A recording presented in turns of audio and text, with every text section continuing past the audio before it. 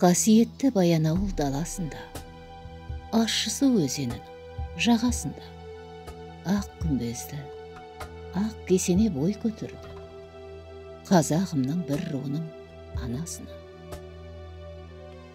Бұл анамыз текті жердің қызы болған, ақылына көркі сай, айдай толған.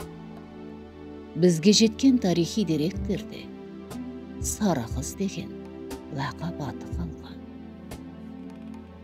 Тоқтас батыр бабамыздың жары болған, шиеттей балалармен жесір қалған. Тағдырдың қатал дәлкегіне еш мойымай, өсіп өнген ұрпағына пана болған. Бегендік бабамыздан бастау алған, қозған ру бар еді, тұрақталған.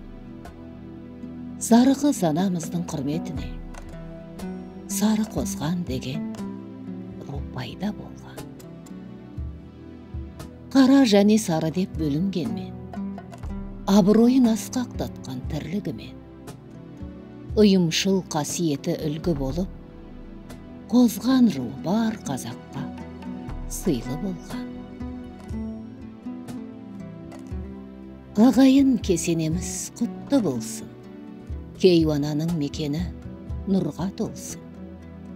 Анамыздың аруағы разы болып, ат салысқан ағайынға сауап болсын.